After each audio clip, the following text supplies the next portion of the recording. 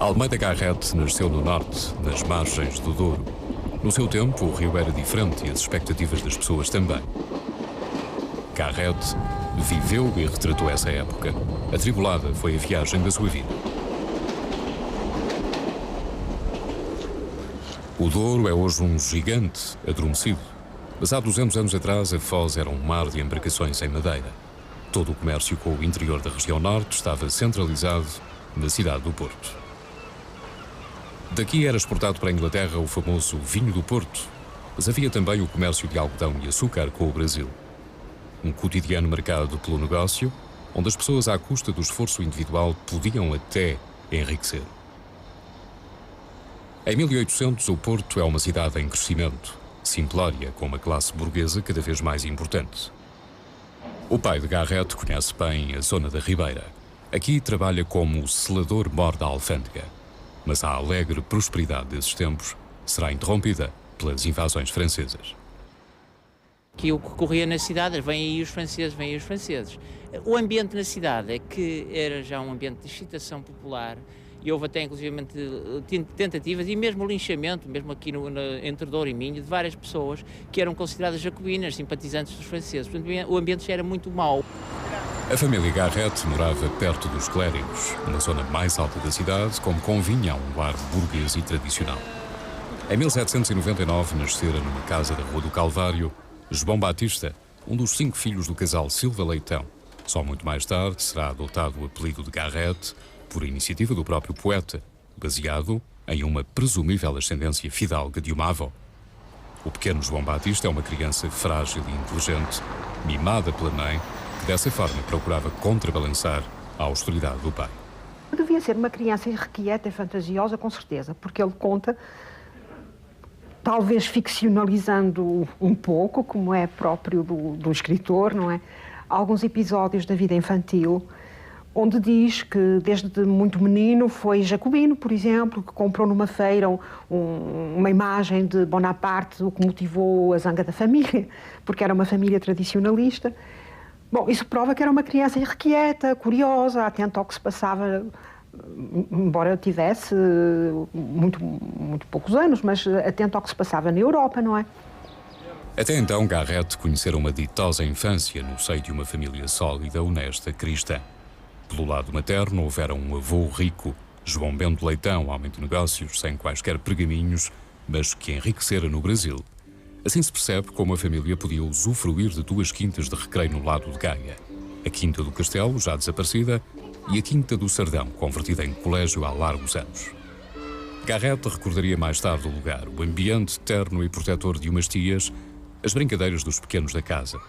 A imaginação do pequeno João Batista fervilhava com as histórias de encantar contadas pelas criadas, a boa Brígida e a mulata Rosa de Lima que o avô trouxera do Brasil. Os jardins da Quinta tornavam-se misteriosos ao som das lendas e bruxarias que as criadas cantavam em verso. A monotonia do canto, singeleza da frase, um não sei quê de sentimental eterno e mavioso, tudo me fazia tão profunda impressão e me elevava os sentidos em tal estado de suavidade melancólica que ainda hoje me lembram como presentes aquelas horas de gozo inocente, como uma saudade que me dá pena e prazer ao mesmo tempo.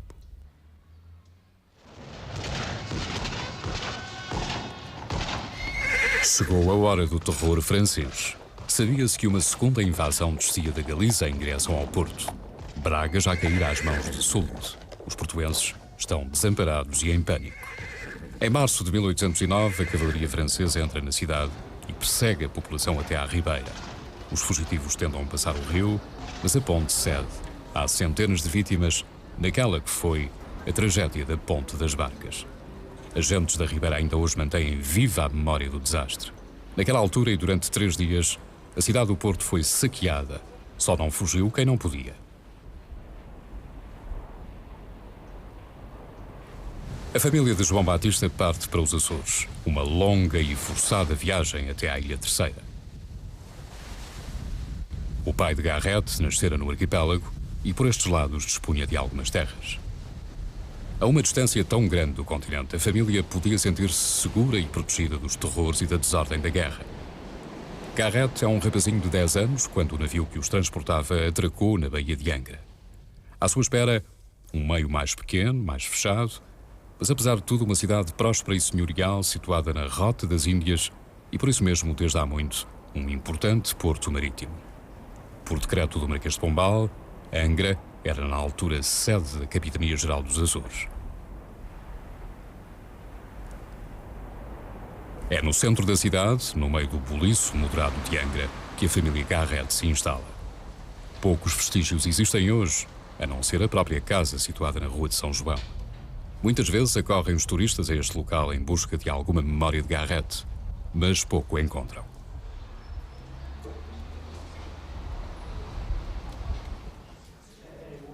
Ainda este século, a casa foi propriedade de um negociante de chá. Passou depois para a posse da família de um outro comerciante, agora reformado, Francisco Valadão.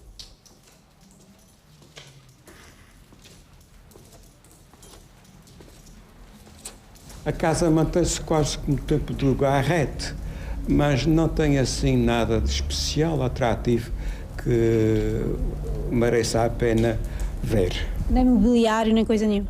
Mobiliário também não. Aliás, dá a impressão que levavam uma vida muito modesta em relação ao tempo que viveram. Garrett viveu nesta casa 7 anos, dos 10 aos 17. O pai continuava a ser funcionário do reino, trabalhando na alfândega, o que lhe permitia garantir à família uma boa qualidade de vida. Sem problemas, o pequeno João Batista vai poder prosseguir os seus estudos. Aprende latim, recebe uma educação portuguesa velha, imbuída de bons princípios morais e religiosos. Na terceira, Angra é a sede do Bispado dos Açores e a família pode, por isso mesmo, contar com o apoio de alguns parentes. Eles tinham bens aqui e, sobretudo, 3 irmãos padres. Um tio do Garrett, o Frei Alexandre, da Sagrada Família, era um dos grandes mentores de Garrett, que lhe ensinou as letras clássicas, a poesia arcádica e queria fazer do Garrett padre. A família de Garrett frequentava assiduamente a sede de Angra. O tio, o bispo, é um cristão enérgico, culto e muito viajado, rondando os 70 anos quando se fixa nesta diocese. Antes fora bispo de Malaca e de Angola. Sabia mover influências e cuidar dos interesses próprios, mas não tardou muito para que Frei Alexandre da Sagrada Família percebesse que o sobrinho dileto não tinha vocação para padre. Há a serem verdadeiras cenas desse universo açoriano que não dizem muito bem com a vocação religiosa, não é? Há notícia de jovens amores, há realmente já um certo pendor para a exibição teatral, como, por exemplo, o facto de ter, a dada altura, com 15 ou 16 anos, resolvido pregar um sermão numa igreja, quer dizer, são atitudes que, evidentemente, talvez traduzissem, aos olhos de Dom Frei Alexandre, pouca vocação, quer para o celibato sacerdotal, quer para uma vida de austeridade. Desde cedo, Garrett gostou de dar nas vistas e gostava das letras, de fazer poemas amorosos ou épicos. Inspirava-se no teatro grego, ambicionava por grandes projetos literários. Nessa altura escreve uma epopeia a que deu o título pomposo de Afonsaida. A vocação religiosa ficara para trás, sobretudo depois dos amores pueris por uma menina, Isabel Hewson. Aos 17 anos, Garrett deixa a casa familiar e a Ilha Terceira.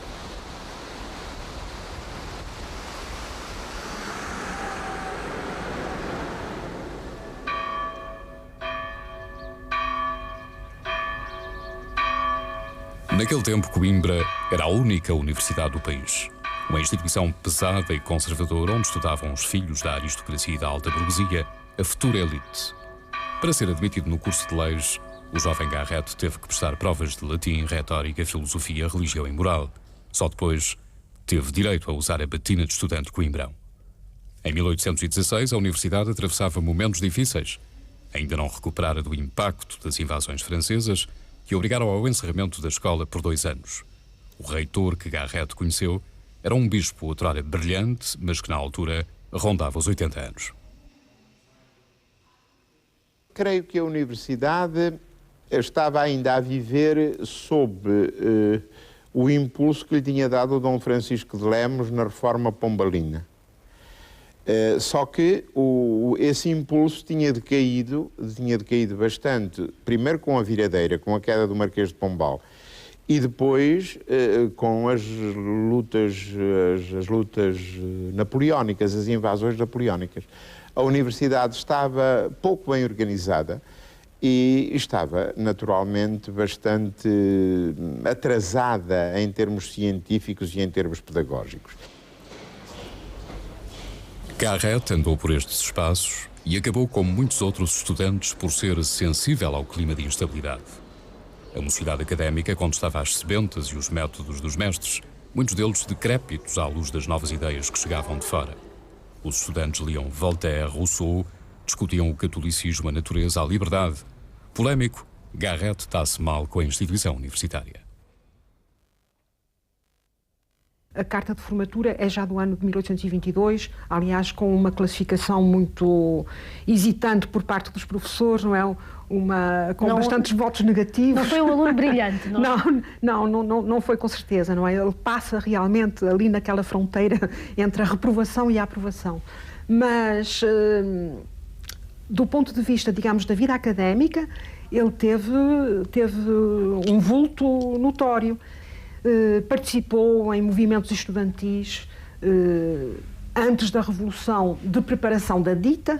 Eu julgo, baseado em alguns factos que pude estudar, que ele teria sido, talvez, em Coimbra, um polo do Sinédrio que no Porto preparava o pronunciamento liberal, não é?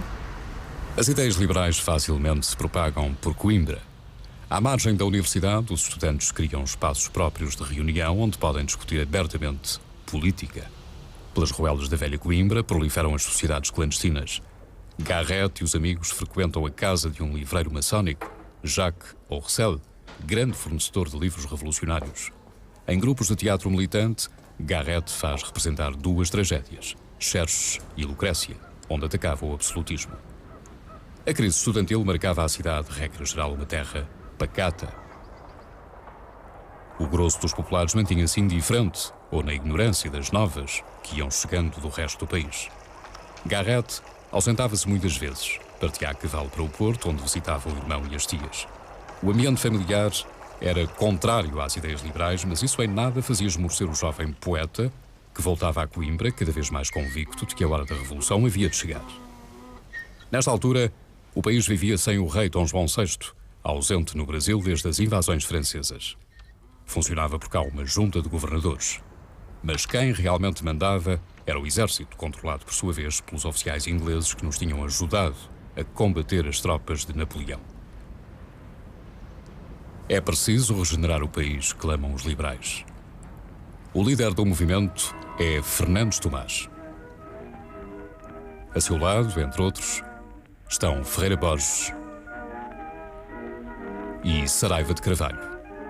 Todos membros do Sinédrio, a tertúlia política que no Porto consegue mobilizar os militares e fazer eclodir a Revolução de 1820. Os liberais impõem uma nova ordem. Querem o regresso do rei, mas, acima de tudo, uma Constituição.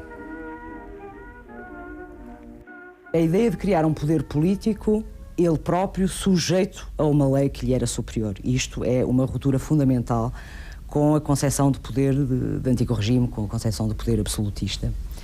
Depois, evidentemente, a ideia de que não deve haver distinções legais entre os cidadãos, que os homens nascem livres e iguais, como escrevia o Garrett em 1820, e que, portanto, não devem ser discriminados perante a lei, isto é, a ideia de que a lei deve ser igual para todos e que não deve haver privilégios, que as pessoas devem ser livres de expressar o seu pensamento, não devem ser perseguidas por crenças religiosas ou outras, por aí fora. Aquilo que nós hoje chamamos as liberdades, direitos e garantias individuais, tudo isso foi consagrado em 1820. A partir dessa altura, Garrett vai colocar a sua pena ao serviço da Revolução. Em Coimbra fora muitas vezes perseguido pela troça dos colegas conservadores. O poeta era muitas vezes tratado pela alcunha de Bacurinho, uma alusão direta ao seu apelido de família, Leitão. Mas nada disso o incomodava agora. É um entusiasta que compõe odes políticas como o opúsculo O Dia 24 de Agosto. Acabara os estudos de Direito e tinha conseguido um emprego estável como oficial da Secretaria do Reino. Reside em Lisboa quando se apaixona perdidamente pela prima de um amigo, Luísa Midozzi, uma menina de 14 anos. Ela era linda, linda. Vivia na grande sociedade de Lisboa, embora eles fossem de origem italiana, como sabe, não é? Eram, no fundo, vieram para cá por razões de ordem comercial, etc., mas inseriram-se na grande sociedade, rapidamente na grande sociedade lisboeta. E ela é que transmitiu ao Garrett tudo isso, porque o Garrett tinha uma origem pequena burguesa, digamos assim, não é? Não tinha, mas tinha uma grande inclinação, gostava de fazer figura, etc, etc. Ela era uma criança. Ele nunca procurou ligar-se a uma intelectual, antes pelo contrário. Sabe que o Garrett tinha uma preferência muito grande por mulheres muito jovens, não é? Para começar. Portanto, não era, com certeza, por razões literárias. Mas ele casava por amor, não é? Apaixonava-se, era um homem sincero nas suas... Pois. Mas a mulher, para ele, era 100% mulher, mais nada. Garrett conhecera Luísa Midozzi durante um espetáculo no Teatro do Bairro Alto, em Lisboa. Era a estreia de Catão, uma peça de que era autor e onde foi também ator. Uma noite memorável que mudou o curso da sua vida. João Batista e Luísa casam em novembro de 1822. A união durará 14 anos, mas não será um casamento feliz. No contexto político, as coisas começaram a correr mal. 3 anos depois da Revolução, aí está a resposta absolutista encabeçada pelo infante Dom Miguel. O movimento irrompe em Vila Franca e conta com o apoio do rei Dom João VI. A Constituição é suspensa. Há um clima de terror na capital.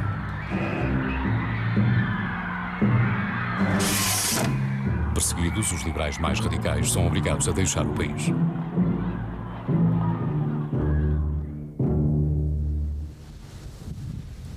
O período de exílio foi longo, vivido com dificuldades financeiras. Garrett, como todos os outros exilados, viveu ora em Inglaterra, ora em França. Em 1826 chegou a voltar a Lisboa, mas de novo foi forçado a escapar. Mais tarde está na terceira, porque esta ilha do arquipélago açoriano se convertera no único baluarte da causa liberal.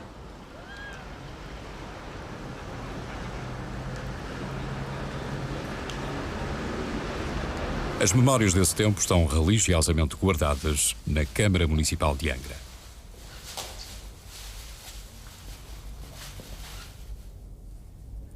Reza a história que esta bandeira liberal bicolor e com o escudo de ponta redonda foi bordada por Dona Maria. A infanta era a herdeira do trono de Portugal, que entretanto lhe tinha sido usurpado por Dom Miguel, seu tio. Condenada ao exílio, como todos os demais liberais, a jovem infanta bordou a bandeira em Londres e, ao que consta, em muita tenra idade. Aguardava ela que o pai Dom Pedro, imperador do Brasil, viesse em seu auxílio para restabelecer a ordem e a Carta Constitucional.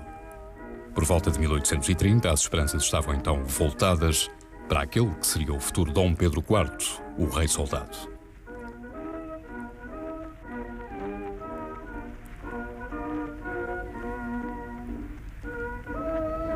Assim foi, Dom Pedro abdica do trono do Brasil e em Londres tenta comprar navios de guerra e armas para montar uma expedição. A terceira é o local seguro para organizar as forças militares. Já há algum tempo que os miguelistas tinham perdido as ilusões de conquistar a ilha. Na Batalha da Praia da Vitória, os liberais tinham infligido uma derrota estrondosa aos absolutistas. Na ilha estão criadas as condições para reunir todos os liberais exilados dispostos a pegarem armas. Surge um Conselho de Regência que conta com o apoio do estratega da Batalha de 11 de Agosto, o Duque da Terceira, mas que é esfiado pelo Duque de Palmela.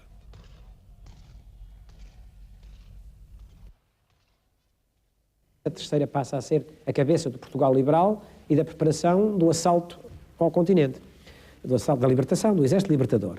E Garrett tem uma segunda experiência aqui, e alguns dos seus amores também aqui, e dos seus serões literários conventuais, como se sabe, e novamente faz uma experiência de reintegração na sua pátria adotiva, como ele chamou, que até nunca porque esqueceu. Os pais dele mantinham-se aqui, não é? Sim, mantinha a família aqui, e o Garrett, portanto, pôde rever a sua ilha, Depois o Exército Libertador passou por São Miguel e desembarcou no Mindelo.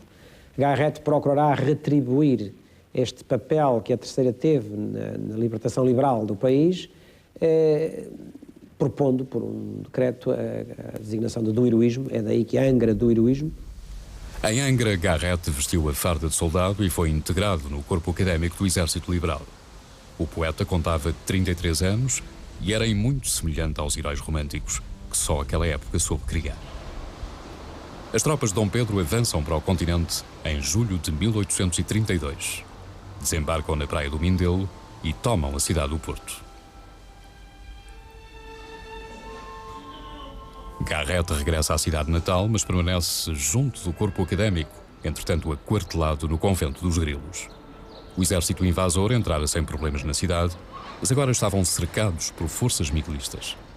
Durante um ano, a guerra vai limitar-se ao cerco. Do lado absolutista, 80.000 homens. Do lado de cá, 7.500 liberais. Vive-se um tempo de dificuldades e de angústia, mas não para Garrett, que está particularmente ativo.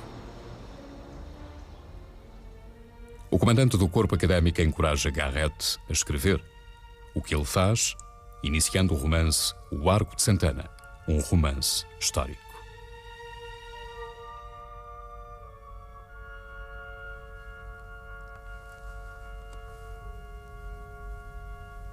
Aliás, a sua atividade literária tornara-se muito intensa desde os tempos do exílio. Em Inglaterra, publicara poemas e um tratado sobre educação.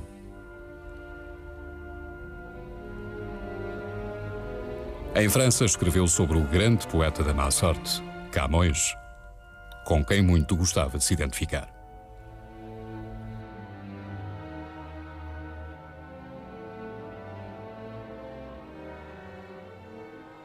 Camões era realmente um grande elemento que servia aos exilados políticos.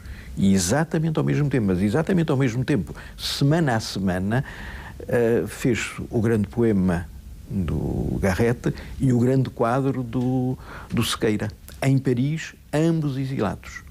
Mas o que é a sensibilidade romântica? É várias coisas, é uma saudade dos tempos passados, é o acervo espinho do que falava o Garrett, de algo que nos rói permanentemente, o não estar bem na vida, o não estar bem na sua pele, como dizem os franceses. A causa de Dom Pedro avança em várias frentes. Por um lado, o avanço militar, onde o rei-soldado pode contar com a preciosa ajuda de bons estrategas. Na altura, notabilizou-se o Marquês de Saldanha, por exemplo. Mas, por outro lado, era preciso criar reformas, alterar o quadro jurídico do país. Dom Pedro recorre a Mouzinho da Silveira. Mouzinho da Silveira fez as famosas reformas administrativas, mas Mouzinho da Silveira não sabia escrever. Eu li manuscritos do Mouzinho da Silveira, ele nem a ortografia conhecia. E ele aproveitou-se do Garrett, e o Garrett é que redigiu tudo. A paz chegou finalmente depois do cerco do Porto e de uma dolorosa guerra civil. O país estava devastado e sem dinheiro, mas Lisboa parecia não ter sido afetada pelos maus ventos da guerra. A cidade ganha uma faceta romântica de que Garrett será um modelo exemplar. Recorrendo à ajuda de alguns amigos influentes, o poeta e escritor consegue ser nomeado encarregado de negócios em Bruxelas. Há muito que João Batista ambicionava por um cargo diplomático. Como representante diplomático em Bruxelas, fez uma tristíssima figura também, não é? Porque só pensava na questão social, gastou imenso dinheiro, acho que fez imensas dívidas, porque a mulher era muito bonita e gostava de se vestir e de se arranjar, e ele também, não é? A maneira que andaram nessa coisa. O romantismo tem que ver com o dandismo de importação inglesa. Era considerado um dandy absoluto. Isso é uma característica dele ou é dos românticos em geral? Bem, é uma característica geral dos românticos, mas que não tem grande concorrência em Portugal. Há 2 ou 3 românticos, 2 ou 3 dandys do romantismo. Garrett é realmente um homem de salão, que conversa, ágil, percebe? E sob esses ângulos, a que se aliam depois a inteligência crítica, a enorme capacidade de atuação, quer dizer, não é um homem flébil, não é um homem, como é dizer, apático, não, é um homem combativo, de facto. Às vezes sublinha-se por demais essas facetas do dandy com o espartilho e o chinó e esquece que ele foi um homem extremamente atuante no seu tempo.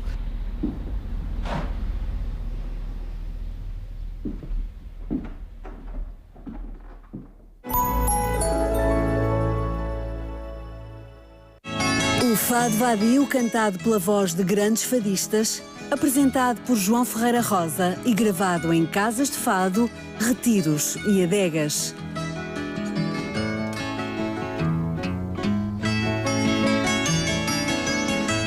1978, com Rodrigo, João Braga e Estela Alves, entre outros, presentes nestas noites de fado. Como sabes, o fado é habitualmente ouvido em salões e em retiros e a gente está a cantá-los em Alcochete, Fado Vadio, em Fados, domingo à noite, na RTP Memória, um novo olhar. Miguel não imaginava que a sua vida pudesse mudar tanto ao ficar com a guarda de 3 crianças. 2008, uma série com Pepe Rapazote no principal papel. Ó tio! Ó Tiago! Pai à força, aos fins de semana de manhã, na RTP Memória. Um novo olhar.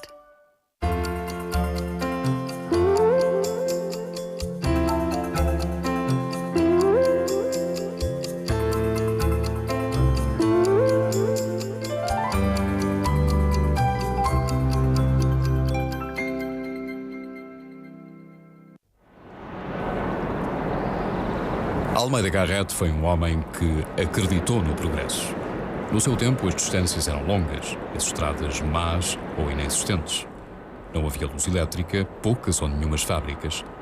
Garrett gostava daquilo a que hoje chamamos o país real e por isso viajava. A viagem que estamos prestes a começar foi iniciativa sua. Correu o ano de 1843. Davam as 6 horas em São Paulo, quando Almeida Garrett se dirigiu para o Terreiro do Paço. Havia combinado com os amigos apanhar o vapor e subir o Tejo. Queria conhecer as várzeas ribatejanas e saudar Santarém, a mais histórica e monumental das vilas portuguesas. Ora, a melhor forma de o fazer era de facto apanhar o vapor na estação fluvial do Terreiro do Paço. Devagar, o barco parte, deixando para trás o pitoresco anfiteatro de Lisboa Oriental. Numa regata de vapores, o barco em que viaja não ganhava de certo o primeiro prémio. Mas está um belo dia de julho e Garrett sente-se bem a bordo, fumando um charuto de Havana, rodeado de gente de trabalho. Assiste a um despique entre campinos e ilhavos que discutem entre si se é mais difícil dominar um touro ou o mar. Garrett acredita que o rio é um meio de progresso. Para o escritor romântico, o Tejo é o Nilo português com belas e férteis margens. Em 1843 era difícil imaginar a explosão urbanística dos nossos dias, a degradação da paisagem tradicional.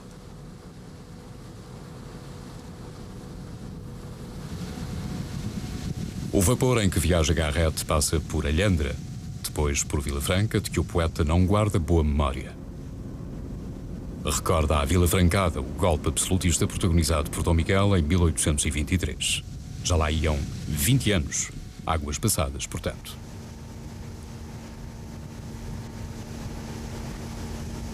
A montante de Vila Franca, o rio é mais sereno, mais selvagem e por isso mais próximo do cenário que o escritor viu e apreciou na altura. Estas minhas interessantes viagens hão de ser uma obra-prima, diz Garrett antes de passar a descrever a chegada ao cais. Os vapores que circulavam no Tejo atracavam em Vila Nova da Rainha. Ainda hoje é um triste desembarcadoiro, mas não será, como Garrett sublinhou, o mais feio pedaço de terra aluvial em que alguém pode poisar os pés. A longa viagem de barco tinha demorado toda a manhã. O cais era um sítio desamparado, um descampado africano. À espera dos viajantes havia um arraial de caleças atreladas a machos ou a burros. O local não teria o aspecto tão decadente que hoje apresenta. Na narrativa da viagem há um sol abrasador e Garrett dá-se por muito contente quando um amigo lhe oferece boleia numa carroça. De hora em diante, o caminho até Santarém será feito por terra.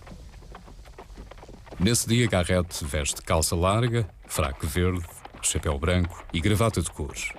Por uma estrada sem frescura das árvores, chegam à Zambuja, onde esperavam poder refrescar-se. Mas na estalagem não há senão uma mulher maltrapilha que lhes propõe um vinho atroz. Preferem uma limonada e partem em direção ao Pinhal da Azambuja.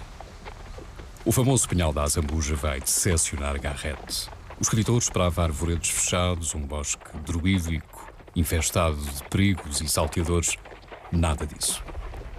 Mas nos dias de hoje, a desilusão é bem maior. Ao longo das viagens vai refletindo sobre o estado das coisas, o estado do país. Neste mundo materialista, Sancho Panza leva a melhor a Dom Quixote, pensa Garrett, que é um homem empenhado, moderno, e que nesta altura do alto do seu prestígio literário fala, escreve para um público urbano e esclarecido. Ao publicar As Viagens na Minha Terra, o romancista quer chocar os lisboetas, obrigá-los a sair do Chiado, onde muito se diz e quase nada se passa.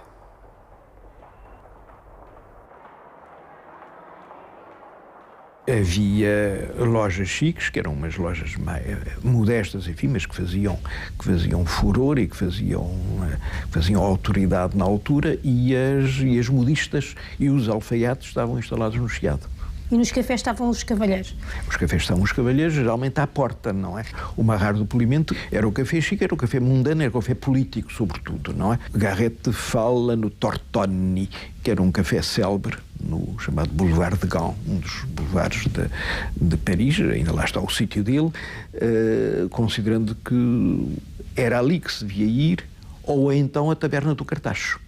Uma coisa ou outra, nunca a coisa mediana da burguesia que ele detestava. Coroai-vos da alface, ide jogar o bilhar, ou fazer sonetos à dama nova, ide, que não prestais para mais nada, meus queridos lisboetas. Viajar. Qual viajar? Pois ficareis alfacinhas para sempre, cuidando que todas as praças deste mundo são como a do Terreiro do Paço, todas as ruas como a Rua Augusta, todos os cafés como o do Marrar. Pois não são, não. E o do Cartacho, menos que nenhum.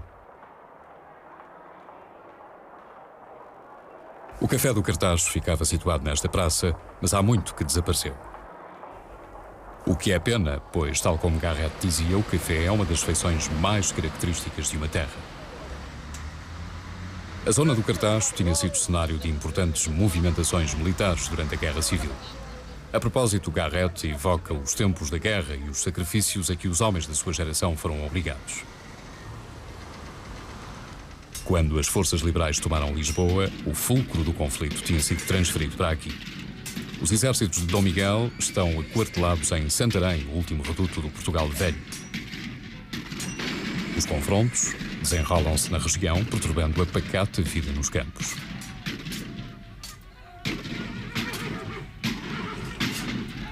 A água da Ribeira da Seca corta uma várzea imensa.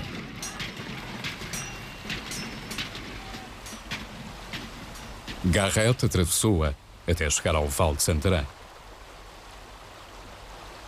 A paz tinha regressado ao Ribatejo quando passou na velha Ponte Romana.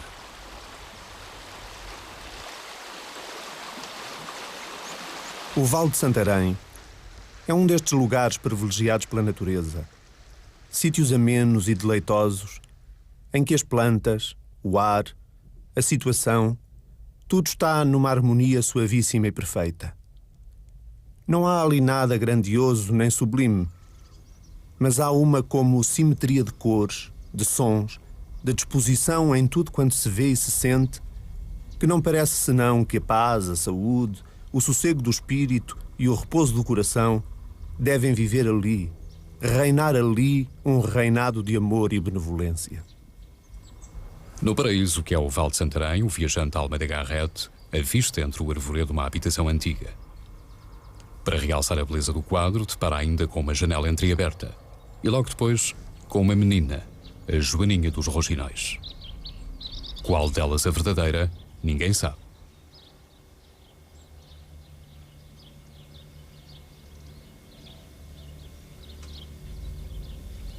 A casa da Joaninha faz parte da memória popular das gentes do Val de Santarém.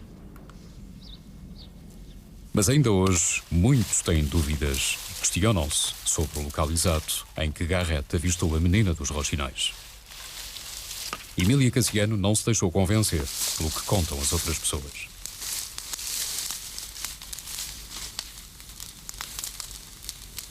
Sabe que a casa é a casa da Joaninha, já ouviu falar dessa história, não? Já ouvi falar da Joaninha, mas já li o livro da Almeida Garrett, não tem nada, o que o livro diz não tem nada a ver com isto. Não? Nada. Então? Porque o Almeida Garrett diz que veio do Cartaz, meteu para aquela estrada, da antiga Estrada Real, foi à Ponta Seca e seguiu pela direita por uma rua, uma estrada que está entre a linha e os montes, quer dizer, eu conheço isso tudo quanto. O livro diz que não tem nada a ver com isto. As dúvidas persistem, mas é certo que para muitas gerações esta tem sido a casa da Joaninha. Uma antiga quinta, hoje uma ruína. Primeiro o abandono, depois o incêndio e foi o fim das romarias que muitos faziam até aqui em busca da personagem literária de Garrett. Maria de Lourdes era neta dos caseiros da Quinta das Rebelas. Por aqui viveu parte da sua infância. Recorda-se muito bem da beleza do sítio. Aqui era o jardim, o que se considerava um dos jardins maravilhosos. As proprietárias eram as senhoras, chamavam-lhe as senhoras Rebelas, mas era aqui que as senhoras, as duas, se juntavam com as amigas íntimas e com as senhoras do antigamente, as senhoras de alta linhagem, em que se passava aqui naquela mesa de pedra. Nesta mesa de pedra era servido às 5 da tarde o chá.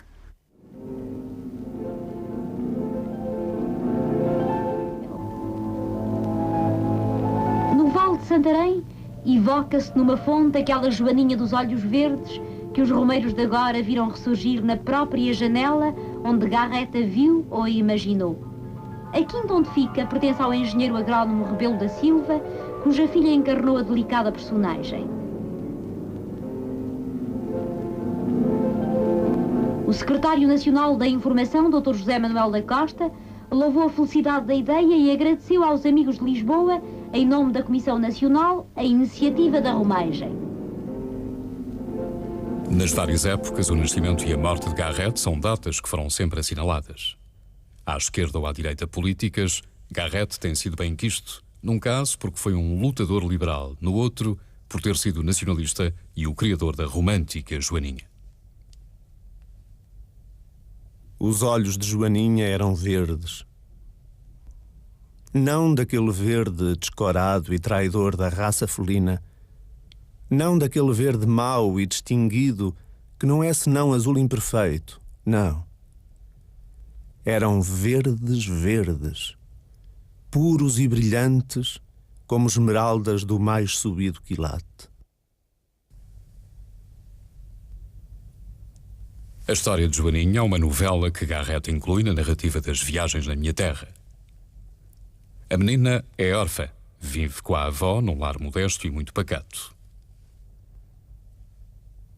A única visita da casa é Frei Diniz, um franciscano austero e atormentado. As guerras liberais trazem à cena Carlos, o primo por quem Joaninha se apaixona. Mas Carlos, tal como Garrett, é o amoroso inconstante, ama duas mulheres ao mesmo tempo. Ao ser ferido em combate, aproxima-se o desenlace trágico da história. Uma das cenas finais da novela desenrola-se no convento de São Francisco, em Santarém.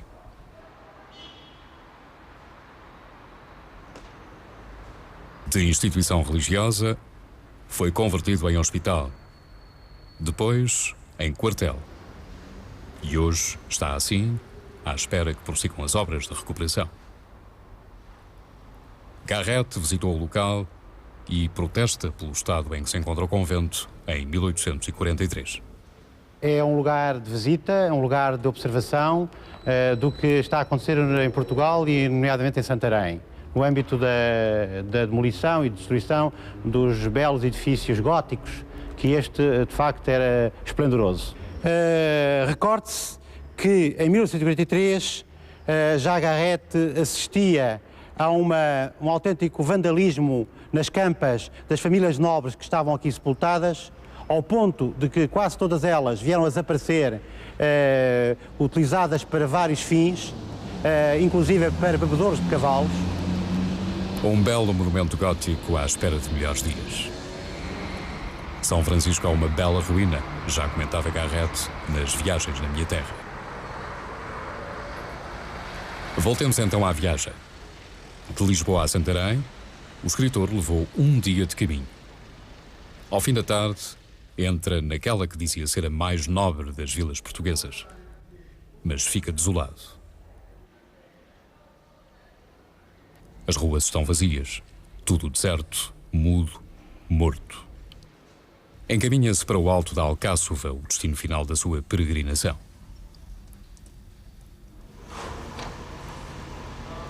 Procura a casa de Passos Manuel, amigo e destacada figura política do liberalismo.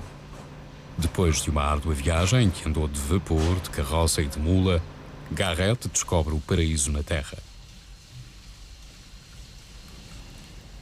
O escritor fala numa pequena horta em forma de claustro, onde foi generosamente recebido por Passos Manuel, pela mulher e pelos filhos pequenos do casal.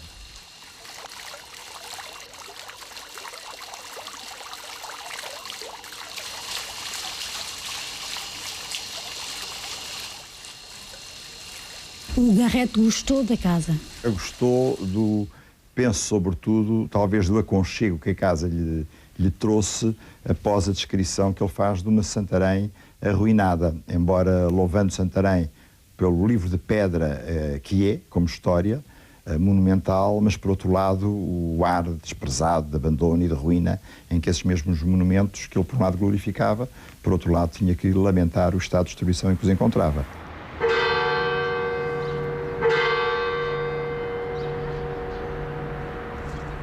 É um certo intimismo onde a pessoa se encontra consigo própria e bem, e logo, como contrapartida, se lhe propõe uma grande panorâmica sobre o Rio Tejo, em que o próprio rio avança sobre a casa. O quarto onde Garrett pernoitou mantém-se quase idêntico ao que o escritor conheceu naquele mês de julho de 1843. A visita até Santarém foi apenas um pretexto para realizar uma viagem pelo interior do país. As impressões recolhidas foram primeiro publicadas em folhetim, numa revista da época. Só mais tarde surgiria o livro. À época, Garrett e Passos Manuel são ambos liberais, prestigiados, mas apesar de tudo, de tempera muito diferente. Um dos mentores da Revolução de Setembro fora precisamente Passos Manuel. Ele era ele tinha mais sensibilidade democrática do que o Garrett, sem dúvida. O Garrett divorciou-se completamente do setembrismo a partir de 38 e então 39, 40, ele classificou o Garrett em 1840, classificou por escrito a Revolução de Setembro de absurdo e disse a filha unicamente da corrupção de quase todos. Portanto, 4 anos depois, 3 anos e meio depois, ele estava completamente vacinado contra as revoluções. A têmpera do Garrett era uma têmpera essencialmente conservadora, eu acho, mas era a verdadeira natureza dele. Não era a verdadeira natureza dele, não era aquilo que revelou em 1820. Há uma incoerência, então? Não há uma incoerência, há uma evolução. Em Lisboa, grande parte da atividade política de Garrett era passada em São Bento, nas Cortes. Nos últimos 20 anos da sua vida, foi por várias vezes eleito deputado. Garrett gostava da cena política, de intervir nos jornais ou na sala de deputados. No Parlamento apresentou e defendeu a primeira lei da propriedade literária. Ao lado de Passos Manuel, defendeu a criação de um conservatório e de um teatro nacional. Mas o que o destacou entre os seus pares foram os dotes de orador. Era um homem elegante, que falava com um recorte literário e tinha gestos muito estudados. Ele estudava as coisas de tal maneira, porque parece que quando esteve em Inglaterra, ele frequentou muito a Câmara dos Comuns e aprendeu os truques da oratória britânica que ele usava, como aquela história famosa da caixa de rapé, não é? Porque de vez em quando, num discurso, ele tinha que fazer uma pausa retórica. E então tirava a famosa caixa de rapé e depois tirava um pouco de rapé e fazia ali uma pausa e toda a gente aguardava o que vinha a seguir. E então ele tinha uma coisa já estudada para... Era teatral. Ele era teatral. Como nos tempos de glória da velha Rua dos Condes e do Salitre, quando o rei encoberto desabotoava o casacão e, proferindo a solene palavra "Reconheces-me?", caía tudo aos pés do rei de teatro e o teatro com palmas e bravos, assim sucederá a estes, quando o povo, em mais vasta plateia, abrindo-lhes a sotana de tribunos, vir por baixo as fardas bordadas em todas as costuras, o orgulho de fidalgos novos, a presunção da gralha com as penas do pavão. Também o teatro há de vir então abaixo, não com palmas, mas com assobios e apupos.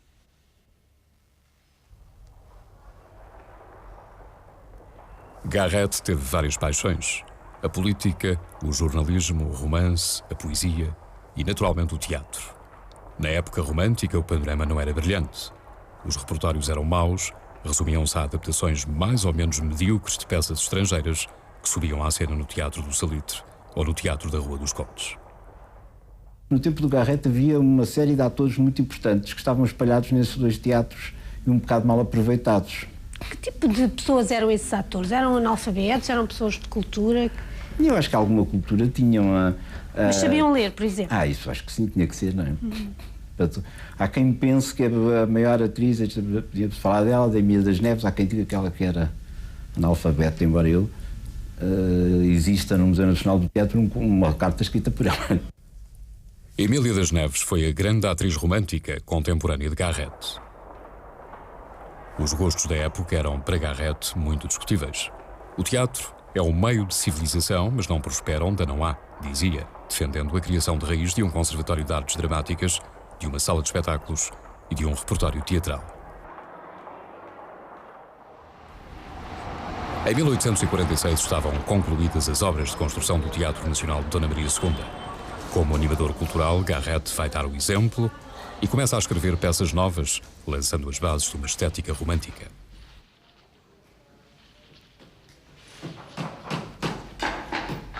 Escrevera o Alto de Gil Vicente, Dona Filipa de Vilhena, o Alfageme de Santarém, entre outros. Preocupava-se em recriar factos e figuras da história de Portugal. Enquanto foi inspetor-geral de teatros, chegou a promover concursos anuais de dramaturgos. As peças que havia em Portugal não estavam dentro desses cânones mais avançados e, sobretudo, que tivessem uma relação importante com a vida portuguesa, com a história de Portugal. E os temas portugueses, no fundo, que era o que o Garrett gostaria de fazer, e depois ele sempre tratou temas portugueses e depois culminando no Frei Luís de Sousa, não é? Frei Luís de Sousa foi a sua obra-prima, escrita em 1843. Quando foi representada pela primeira vez, resultou num estrondoso sucesso. A peça continua a ser posta em cena e chegou a ser adaptada ao cinema pelo realizador António Lopes Ribeiro. A cena decorre num Portugal dominado pelos Filipes de Espanha, depois do desastre de Alcácer Quibir. Minha querida filha, minha Maria, Madalena. Todos o sabem e fecham os olhos. Agora é só conservar as aparências. Vamos assistir à tragédia de uma família até então feliz, mas que em breve se vê ameaçada pela instabilidade política e pelo fantasma de alguém que renasce das cinzas. Meu Deus! Meu Deus! Ah, o retrato do meu marido! Salva-me aquele retrato! Salva-me! A família vivia no pressuposto de que o fidalgo e antigo marido de Madalena tinha morrido em combate. Romeiro, quem és tu? Ninguém.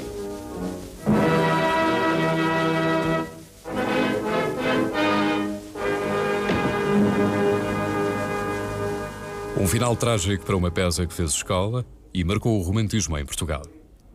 Em vida, Garrett conheceu a glória e o sucesso, mas do ponto de vista pessoal e íntimo, a sua vida não foi muito feliz. Tinha fracassado o casamento com a primeira mulher, Luísa Midozzi, de quem teve 3 filhos, todos falecidos em muita tenra idade. Mais tarde, ligara-se a Adelaide Pastor, uma rapariga de 18 anos, com quem foi de facto feliz e de quem teve uma filha.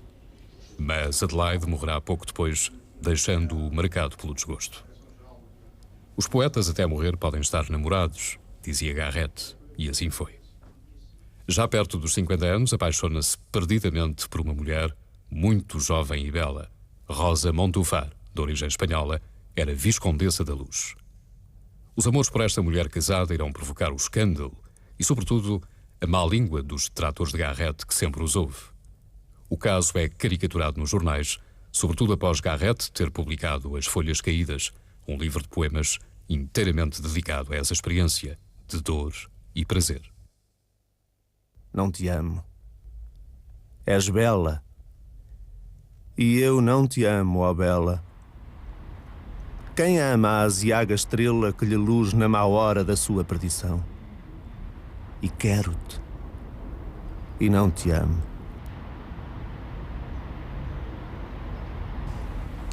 Sozinho e com uma filha pequena que mantinha junto de uma das freiras, Garrett preocupa-se com o futuro. E por isso aceita o título honorífico de Visconde. É então par do reino e vai, ainda que por pouco tempo, a ministro dos Negócios Estrangeiros. No espólio de Garrett, existente na Biblioteca Geral de Coimbra, encontram-se poucos objetos pessoais. Ao longo da vida mudou muitas vezes de residência, mesmo dentro da cidade de Lisboa, onde viveu a maior parte do tempo.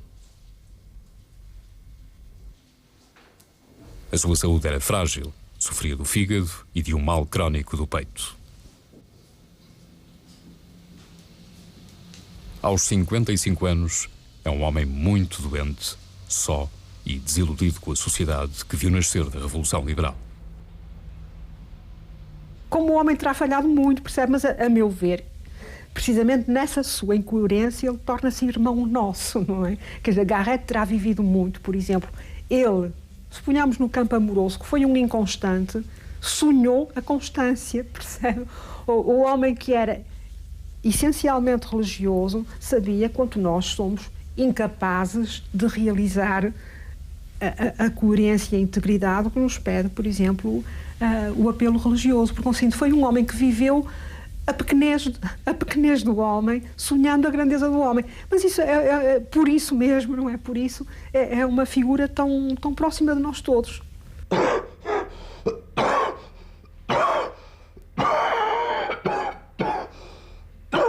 Uma lenta agonia manteve-o na cama por mais de 2 meses. João Batista de Almeida Garrett acabará por morrer a 9 de dezembro de 1854. O fim de uma viagem.